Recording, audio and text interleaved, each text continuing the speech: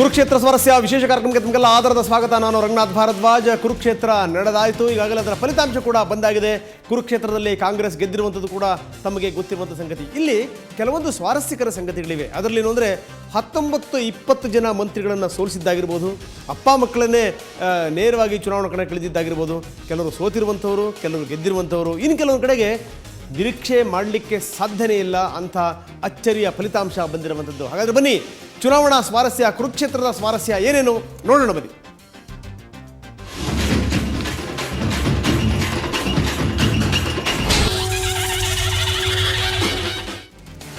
ಕುರುಕ್ಷೇತ್ರ ಸ್ವಾರಸ್ಯದಲ್ಲಿ ಮೊದಲು surprise winner ಯಾರ್ಯಾರು ಅನ್ನುವಂಥದ್ದು, ಅಂದರೆ ಅನಿರೀಕ್ಷಿತ ಫಲಿತಾಂಶವನ್ನು ಕೊಟ್ಟಿರುವಂಥವ್ರು. ಬಹುಶಃ ಯಾರು ಕೂಡ ಎಕ್ಸ್ಪೆಕ್ಟ್ ಮಾಡಿರಲಿಲ್ಲ ಇವ್ರು ಗೆಲ್ತಾರೆ ಅಂತ, ಅಂಥವರು ಕೂಡ ಗೆದ್ದಿದ್ದಾರೆ. ಮೊದಲು ನಾವು ಅವರ ಪಟ್ಟಿನ ತೋರಿಸ್ತೀವಿ, ಯಾರ್ಯಾರು ಗೆದ್ದಿರುವಂಥದ್ದು. ಬನ್ನಿ, ನಾನೀಗ ಗ್ರಾಫಿಕ್ಸ್ ಮುಖಾಂತರ ನಿಮಗೆ ತೋರಿಸುವಂಥ ಒಂದು ಪ್ರಯತ್ನವನ್ನು ಮಾಡ್ತಾ ಇದ್ದೀನಿ. ಯಾರ್ಯಾರು ಗೆದ್ದಿರುವಂಥವ್ರು ಅಂತ ತುಂಬ ಸ್ಪಷ್ಟವಾಗಿ ಗೊತ್ತಾಗುತ್ತೆ. ಅಚ್ಚರಿಯ ಫಲಿತಾಂಶವನ್ನು ಕೊಟ್ಟಿರುವಂಥವ್ರು ಕ್ಷೇತ್ರ ಮಹಾಲಕ್ಷ್ಮಿ ಲೇಔಟ್ ಸೋತಂಥವರು ನೇಲಾ ನರೇಂದ್ರ ಬಾಬು. ನರೇಂದ್ರ ಬಾಬು 2 ಸರಿ ಗೆದ್ದಂಥವರು. ನರೇಂದ್ರ ಬಾಬು ಅವ್ರ ಬಗ್ಗೆ ಒಂದು ವಿಶೇಷತೆ ಇದೆ. ಅವರು ಸುರೇಶ್ ಕುಮಾರ್ ಅಂತವ್ರನ್ನೇ ಹಿಂದೆ ಸೋಲಿಸಿದಂಥವ್ರು. ಅದಾದ ನಂತರ ಅವರು ಮಹಾಲಕ್ಷ್ಮಿ ಲೇಔಟ್ಗೆ ಶಿಫ್ಟ್ ಆದರು. ಮಹಾಲಕ್ಷ್ಮಿ ಲೇಔಟ್ಗೆ ಶಿಫ್ಟ್ ಆದಮೇಲೂ ಕೂಡ ನೇಲಾ ನರೇಂದ್ರ ಬಾಬು ಗೆದ್ದಿದ್ರು. ಆದರೆ ನೇಲಾ ನರೇಂದ್ರ ಬಾಬು ಅನಿರೀಕ್ಷಿತವಾಗಿ ನೆಲ ಕಚ್ಚಿದ್ದಾರೆ. ನರೇಂದ್ರ ಬಾಬು ಸೋಲ್ತಾರೆ ಅಂತ ಯಾರೂ ಕೂಡ ಅಂದಿರಲಿಲ್ಲ. ಮೇಲ್ಜಾತಿಯವರಿಗೆ ಏನೋ ಇಲ್ಸಲದ್ದು ಮಾತಾಡಿದ್ರು ಅನ್ನುವಂಥ ಒಂದು ಆರೋಪ ಏನಿದೆ, ಅದು ಅಚ್ಚರಿಯ ಫಲಿತಾಂಶಕ್ಕೆ ಕಾರಣವಾಯಿತು. ಕ್ಷೇತ್ರ ಮಹಾಲಕ್ಷ್ಮಿ ಲೇಔಟಿಂದ ನೇಲಾ ನರೇಂದ್ರ ಬಾಬು ಸೋತು ಸುಣ್ಣವಾಗಿದ್ದಾರೆ. ಇದು ಮೊದಲ ಅಚ್ಚರಿಯ ಫಲಿತಾಂಶ. ನೆಕ್ಸ್ಟ್ ನೋಡೋಣ. ಸೊ ನೋಡ್ತಾ ಇದ್ದೀವಿ ನಾವು ಫಲಿತಾಂಶ. ಕೃಷ್ಣರಾಜ ಕ್ಷೇತ್ರದಿಂದ ಬಂದಿರುವಂಥದ್ದು ಗೆದ್ದವರು MK ಸೋಮಶೇಖರ್. ನಾವು ನೋಡ್ತಾ ಇದ್ದೀವಿ, ಇದು ನಿಜಕ್ಕೂ ಅಚ್ಚರಿಯ ಫಲಿತಾಂಶ. ಕೃಷ್ಣರಾಜ ಕ್ಷೇತ್ರದಿಂದ ಗೆದ್ದಂಥವರು. ಇಲ್ಲಿ ಜನಪ್ರಿಯವಾಗಿದ್ದಂಥ ಹಾಲಿ ಸಚಿವರ ವಿರುದ್ಧ, ಅಂದರೆ ರಾಮದಾಸ್ ವಿರುದ್ಧ ಇವರು ಗೆದ್ದಿದ್ದಾರೆ. ಬಹಳಷ್ಟು ಆರೋಪಗಳಿತ್ತು ಸೋಮಶೇಖರ್ ಮೇಲೆ. ಯಾಕಂದರೆ ಅವರು ಒಂದೊಂದಕ್ಕೆ ಒಂದೊಂದು ಸರ್ಟಿಫಿಕೇಟ್ ಕೊಟ್ಟಿರುವಂಥದ್ದು. ಅಂದರೆ ಪ್ರೈಮರಿ ಸ್ಕೂಲ್ಗೊಂದು ಸರ್ಟಿಫಿಕೇಟು, ಹೈಸ್ಕೂಲಿಗೆ ಒಂದು, ಡಿಪ್ಲೊಮಾ ಓದ್ಬೇಕಾದ್ರೆ ಒಂದು, CFT RA ಏನು ಸೇರಿಕೊಂಡ್ರವ್ರ ಕೆಲಸಕ್ಕೆ ಆ ಟೈಮಲ್ಲೊಂದು, ಲಾ ಓದ್ಬೇಕಾದ್ರೆ ಒಂದು, ಹೀಗೆ ಬೇರೆ ಬೇರೆ ಆರೋಪಗಳಿತ್ತು ಅವ್ರಿಗೆ. ST ಮೇಲೆ ಒಂದ್ಸರಿ ಗೆದ್ದಿದ್ರು, ಕುರುಬರ ಮೇಲೆ ಗೆದ್ದಿದ್ರು, ಹಾಲ ಕುರುಬ ಅಂತ ಹೇಳ್ಬಿಟ್ಟು ಗೆದ್ದಿದ್ದು, ಈ ಥರ ಎಲ್ಲ ಆರೋಪಗಳಿತ್ತು, ಕೋರ್ಟಲ್ಲಿ ನಡೀತಾ ಇದೆ. ಇಂಥ ಸಂದರ್ಭದಲ್ಲಿ ಅದೊಂದು ದೊಡ್ಡ ಸುದ್ದಿ ಕೂಡ ಆಗಿತ್ತು. ಆದರೆ ಇದ್ಯಾವುದೂ ಕೂಡ ವರ್ಕೌಟ್ ಆಗಿಲ್ಲ. ಇಲ್ಲಿ ಅಚ್ಚರಿಯ ಫಲಿತಾಂಶಕ್ಕೆ ಕಾರಣವಾಗಿದ್ದಾರೆ. ಕೃಷ್ಣರಾಜ ಕ್ಷೇತ್ರದಲ್ಲಿ ರಾಮದಾಸ್ ಅವ್ರನ್ನ ಸೋಲಿಸಿ, ಹಾಲಿ ಕ್ಷೇತ್ರದಲ್ಲಿ ಜನಪ್ರಿಯರಾಗಿದ್ದಂಥ ರಾಮದಾಸ್ ಅವ್ರನ್ನ ಸೋಲಿಸಿ ಅವರ ವಿರುದ್ಧ ಗೆದ್ದಿದ್ದಾರೆ. ಈ ಮುಖಾಂತರ ಅವರು ಅಚ್ಚರಿಯನ್ನು ಮೂಡಿಸಿದ್ದಾರೆ.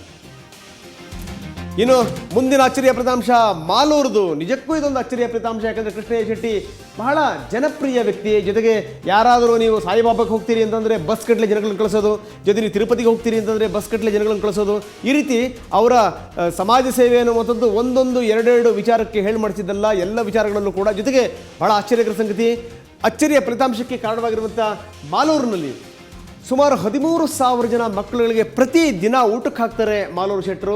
ಜೊತೆಗೆ ನೀವೇನಾದರೂ ಅಲ್ಲಿಗೆ ಹೋದಂಥ ಸಂದರ್ಭದಲ್ಲಿ ಮಾಲೂರಿಗೆ ಹೋದರೆ ಅಲ್ಲಿನ ತಾಲೂಕು ಆಫೀಸಿಗೆ ಮಧ್ಯಾಹ್ನ ಹೊತ್ತು ಹೋಗ್ಬಿಡಿ, ನಿಮಗೆ ಫ್ರೀ ಊಟ ಎಲ್ಲ ಕೂಡ ವ್ಯವಸ್ಥೆ ಮಾಡಿರ್ತಾರೆ.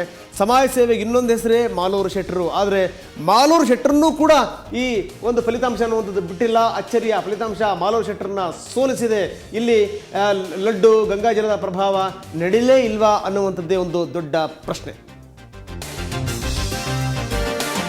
ಇನ್ನು ಮುಂದಿನ ನೋಡ್ತಾ ಇದ್ದೀವಿ ನಾವು, ಚಿಂತಾಮಣಿಯಿಂದ ಬಂದಿರುವಂತಹ ಅಚ್ಚರಿಯ ಫಲಿತಾಂಶ. ಗೆದ್ದಂಥವರು ಜಿ ಕೃಷ್ಣಾರೆಡ್ಡಿ ಚಿಂತಾಮಣಿಯಿಂದ ಗೆದ್ದಿದ್ದಾರೆ. ಯಾರೂ ಕೂಡ ನಿರೀಕ್ಷೆ ಮಾಡಿರಲಿಲ್ಲ ಗೆಲ್ತಾರೆ ಅನ್ನುವಂಥದ್ದು.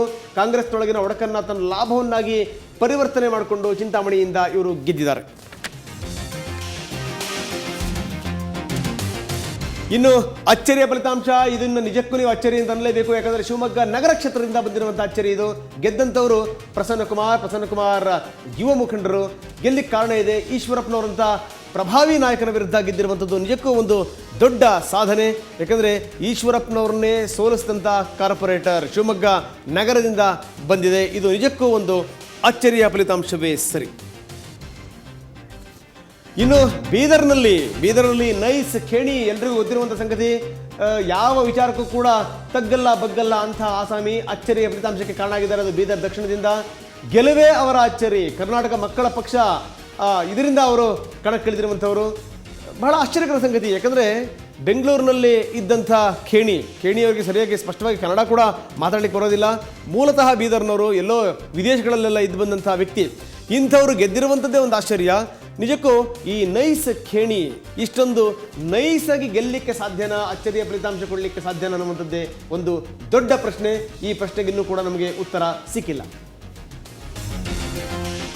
ಪುಲಕೇಶಿ ನಗರದಿಂದ ಬಂದಿದೆ ಅಚ್ಚರಿ ಫಲಿತಾಂಶ. ನಾವು ನೋಡ್ತಾ ಇದ್ದೀವಿ ಪುಲಕೇಶಿ ನಗರದಿಂದ ಬಂದಿರುವಂಥ ಅಚ್ಚರಿ ಫಲಿತಾಂಶ. ಗೆದ್ದಂಥವರು ಶ್ರೀನಿವಾಸ ಮೂರ್ತಿ ಹೇಗೆ ಗೆದ್ದರು ಅನ್ನುವಂಥದ್ದೇ ಬಹಳ ಆಶ್ಚರ್ಯಕರ ಸಂಗತಿ. ಯಾಕಂದರೆ ಈಗಾಗಲೇ ಸರಳ ವ್ಯಕ್ತಿತ್ವದಿಂದ ಜನಪ್ರಿಯರಾಗಿದ್ದಂಥ ಶಾಸಕ ಜಾರ್ಜ್ ವಿರುದ್ಧ ಅವರು ಗೆದ್ದಿರುವಂಥದ್ದೇ ಬಹಳ ಅಚ್ಚರಿ ತರುವಂಥ ಸಂಗತಿ. ಹೇಗೆ ಗೆದ್ದರು ಅನ್ನುವಂಥದ್ದೇ ನಿಜಕ್ಕೂ ಒಂದು ಅಚ್ಚರಿ ಮೂಡಿಸುವಂಥ ಸಂಗತಿಯಾಗಿದೆ.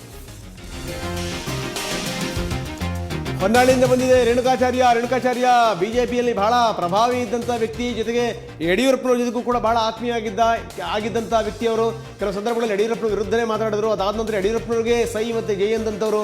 ಯಡಿಯೂರಪ್ಪನವ್ರನ್ನ ಹಾಕ್ಕೊಂಡು ನಾನು ಸಿನಿಮಾ ಮಾಡ್ತೀನಿ ಅಂತ ಹೋದಂಥ ಮಹಾನ್ ವ್ಯಕ್ತಿ ರೇಣುಕಾಚಾರ್ಯ ಯಡಿಯೂರಪ್ಪನವರಿಂದಲೇ ಮಂತ್ರಿ ಆದದ್ದು.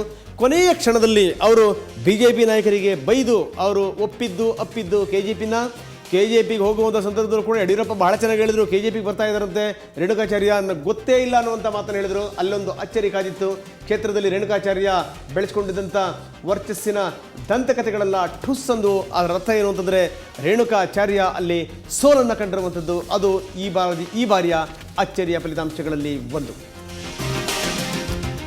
ಇನ್ನು ನಾವು ನೋಡ್ತಾ ಇದ್ದೀವಿ ಅಚ್ಚರಿಯ ಫಲಿತಾಂಶಕ್ಕೆ ಕಾರಣವಾಗಿರುವಂಥದ್ದು ವಿಜಯನಗರದಿಂದ ಸೋಮಣ್ಣ ಇಲ್ಲಿ ಸೋತಿರುವಂಥದ್ದು ಇಲ್ಲಿ ಕಾರಣ. ಬಹಳ ಆಶ್ಚರ್ಯ ಸಂಗತಿ. ಯಾಕಂದರೆ ವಿಜಯನಗರದಿಂದ ಸೋಮಣ್ಣ ನಿಂತಿದ್ರು. ಕಳೆದ ಬಾರಿ ಅವರು ಸೋತಿದ್ದರು, ಪಕ್ಕದ ಕ್ಷೇತ್ರದಿಂದ ಸೋತಿದ್ರು. ಈ ಸಂದರ್ಭದಲ್ಲಿ ಎಲ್ಲೊಂದು ಕಡೆಗೆ ನನ್ನ ಕಡೆಗೆ ಒಂದಷ್ಟು ಜನಗಳದ್ದು ಅನುಕಂಪ ಇದೆ. ಆ ಅನುಕಂಪದ ಅಲೆಯ ಮೇಲೆ ನಾನು ತೇಲಿ ಬರ್ತೀನಿ ಅನ್ನುವಂಥ ಒಂದು ನಂಬಿಕೆಯನ್ನು ಇಟ್ಕೊಂಡಿದ್ರು. ಪಕ್ಕದ ಗೋವಿಂದರಾಜನಗರ ಮತ್ತು ವಿಜಯನಗರ ಎರಡೂ ಅಟ್ಯಾಚ್ಡ್. ಅದು ಎರಡೂ ಕಡೆಗೆ ಅವರ ಪ್ರಭಾವ ಬಹಳ ದಟ್ಟವಾಗಿದೆ.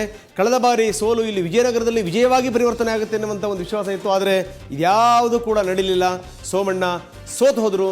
ನಾಮಕರಣ ಆಗಿರ್ಬೋದು, ಮದುವೆ, ಶವ ಸಂಸ್ಕಾರಗಳಿಗೆ ಇಲ್ಲೆಲ್ಲ ಹೋಗಿದ್ದೆಲ್ಲ ವೇಸ್ಟ್ ಆಯ್ತು ಅನ್ನೋ ಸೋಮಣ್ಣವ್ರಿಗೆ ಅಂತ ಅನಿಸ್ತಾ ಇದೆ. ಯಾಕಂದರೆ ಸೋಮಣ್ಣ ಯಾರಾದರೂ ತೊಂದರೆಯಲ್ಲಿದ್ದಾರೆ ಅಂತಂದರೆ ದಿಢೀರ್ನೇ ಹೋಗ್ತಾರೆ. ಅವರಿಗೆ ಕ್ಷೇತ್ರದ ಜನರನ್ನ ಹೆಸರು ಹಿಡಿದು ಕರೆಯುವಂಥದ್ದು ಕೂಡ ಗೊತ್ತು. ಅಂತ ಸೋಮಣ್ಣವ್ರಿಗೆ ಇದು ಯಾವುದೂ ಕೂಡ ವರ್ಕೌಟ್ ಆಗಲಿಲ್ಲ. ಕೃಷ್ಣಪ್ಪನ ಅಲೆಯ ಎದುರುಗಡೆಗೆ ಸೋಮಣ್ಣನ ಪ್ರಯತ್ನಗಳೆಲ್ಲ ಠುಸ್ ಆಯಿತು. ವಿಜಯನಗರದಲ್ಲಿ ವಿಜಯ ಪತಾಕೆ ಸೋಮಣ್ಣವ್ರದ್ದು ಹಾರಲೇ ಇಲ್ಲ. ಅಲ್ಲಿ ಹಾರಿದ್ದು ಕೃಷ್ಣಪ್ಪನವ್ರದ್ದು ಮಾತ್ರ. ಇದು ಈ ಮುಖಾಂತರ ಒಂದು ಅಚ್ಚರಿಯ ಫಲಿತಾಂಶ. ಇನ್ನು ಲಾಸ್ಟ್ ಪಾಯಿಂಟ್ ನೋಡೋಣ. ಇದು ನಿಜಕ್ಕೂ ಇದು ಅಚ್ಚರಿ ಅಂತ ಹೇಳಲೇಬೇಕು. ಯಾಕಂದರೆ ತೀರಾ ಇವರೇ ಮುಖ್ಯಮಂತ್ರಿ ಆಗ್ತಾರೆ ನೋಡಿ ಸ್ವಾಮಿ ಅಂತ ಹೇಳಿದ ಮೇಲೂ ಕೂಡ ಜನ ಸೋಲಿಸುವಂಥದ್ದು ಎಲ್ಲಾದರೂ ಕಂಡಿದ್ದೀರಾ? ಅದನ್ನು ಕೊರಟಗೆರೆ ಜನಗಳು ಮಾಡಿದ್ದಾರೆ. ಮುಖ್ಯಮಂತ್ರಿ ನಾನೇ ಆಗೋದು, ದಯವಿಟ್ಟು ನನ್ನ ಗೆಲ್ಲಿಸಿ ಅಂತ ಹೇಳಿದ ಮೇಲೂ ಕೂಡ ಯಾವುದೇ ಕಾರಣಕ್ಕೂ ಅವರು ಮುಖ್ಯಮಂತ್ರಿ ನೀವು ರೇಸಲ್ಲಿ ಇದ್ರೇನು ಬಿಟ್ರೇನು ನಮಗೆ ನೀವು ಬೇಡ ಅಂತ ತಿರಸ್ಕರಿಸಿರುವಂಥದ್ದು ಡಾಕ್ಟರ್ ಜಿ ಪರಮೇಶ್ವರ್ ಅವ್ರನ್ನ ತುಮಕೂರಿನ ಜನ ಸಾರಾ ಸಗಟಾಗಿ ತಿರಸ್ಕರಿಸಿದ್ದಾರೆ. ಇದು ವಿಜಯನಗರ ಕ್ಷೇತ್ರ ಅಲ್ಲ, ಅದು ಕೊರಟಗೆರೆ ಕ್ಷೇತ್ರ. ಅದು ತಪ್ಪಾಗಿದೆ. ಅದು ಅಚ್ಚರಿಯ ಫಲಿತಾಂಶಕ್ಕೆ ಕಾರಣವಾಗಿರುವಂಥದ್ದು ಕೊರಟಗೆರೆ ಕ್ಷೇತ್ರದ ಜನ ಅವ್ರನ್ನ ಸೋಲಿಸಿದ್ದಾರೆ. ನಿಜಕ್ಕೂ ಒಂದು ಅಚ್ಚರಿಯ ಫಲಿತಾಂಶ. ಅದನ್ನು ನೀವೆಲ್ಲ ಒಪ್ಪಲೇಬೇಕು. ಯಾಕಂದರೆ ಮುಖ್ಯಮಂತ್ರಿಯಾಗಿ ಕ್ಷೇತ್ರ ಉದ್ಧಾರ ಆಗುತ್ತೆ ಅನ್ನುವಂಥ ನಂಬಿಕೆಯಿಂದ ಜನ ಮತ ಚಲಾಯಿಸೋದುಂಟು. ಏನು ಹೇಳಿದ್ರು ಕೇಳಿದ್ರು, ಅವರು ಬರೆದಿದ್ರು ಕೂಡ, ನಾಯಕರು ಬರೆದಿದ್ರು ಕೂಡ ಅವ್ರನ್ನ ಗೆಲ್ಲಿಸಿರುವಂಥ ಉದಾಹರಣೆಗಳಿದೆ. ಅದೇ ರೀತಿ ಮುಖ್ಯಮಂತ್ರಿ ಆದವ್ರನ್ನ ಸರಿಯಾಗಿ ಮಣ್ಣು ಮುಗಿಸಿದ್ದು ಕೂಡ ನಮ್ಮ ಜನಗಳು ಬಹಳ ಅದ್ಭುತವಾಗಿ ಅಚ್ಚುಕಟ್ಟಾಗಿ ಕೂಡ ಮಾಡಿದ್ದಾರೆ. ಅದೇ ರೀತಿ ಕೊರಟಗೆರೆಯಲ್ಲೂ ಕೂಡ ಆಗಿರುವಂಥದ್ದು. ಸುಧಾಕರ್ ಲಾಲ್ ಅನ್ನುವಂಥ ಒಬ್ಬ ವ್ಯಕ್ತಿ, JDSನ ಯುವ ನಾಯಕ, ಸದ್ದು ಗದ್ದಲಿಲ್ಲದೇನೆ ಇವ್ರನ್ನ ಚಿತ್ತು ಮಾಡಿದ್ದು ನೋಡಿದ್ರೆ ಬಹುಶಃ ಆ ಪ್ರಭಾವ ಏನು, ಜೊತೆಗೆ ಪ್ರಜಾತಂತ್ರದ ಮಹಿಮೆ ಮತ್ತು ಆ ಪವರ್ ಏನು ಅನ್ನುವಂಥದ್ದು ತುಂಬ ಸ್ಪಷ್ಟವಾಗಿ ಗೊತ್ತಾಗುತ್ತೆ. ಇನ್ನು ಬ್ರೇಕ್ ತಗೊಳ್ತೀನಿ. ಬ್ರೇಕ್ ನಂತರ ಇನ್ನೂ ಹಲವಾರು ಅಚ್ಚರಿಯ ಸಂಗತಿಗಳು ನಿಮಗೆ ಕಾದಿದೆ. ಅದರಲ್ಲಿ ಪ್ರಮುಖವಾಗಿ ಹೇಳಬೇಕಾಗಿರುವಂಥದ್ದು 19ರಿಂದ 20 ಜನ ಸಚಿವರೇನು ಸೋತಿದ್ದಾರೆ ಅವರ ಬಗ್ಗೆ ನಾವು ಒಂದಷ್ಟು ಮಾಹಿತಿಯನ್ನು ಕೊಡ್ತೀವಿ. ಅಪ್ಪ ಮಕ್ಕಳು ಗೆದ್ದಿರೋರು ಯಾರು, ಸೋತಿರೋರು ಯಾರು, ಅಣ್ಣ ತಮ್ಮಂದರು ಗೆದ್ದಿರೋರು ಯಾರು, ಸೋತಿರೋರು ಯಾರು, ಅದೆಲ್ಲದರ ವಿವರಗಳು ನಿಮಗೋಸ್ಕರ ಇರ್ತವೆ. ಜಸ್ಟ್ ವೆಯ್ಟ್ ಮಾಡಿ, 1 ನಿಮಿಷ ಮತ್ತೆ ವಾಪಸ್ ಬರ್ತೀವಿ.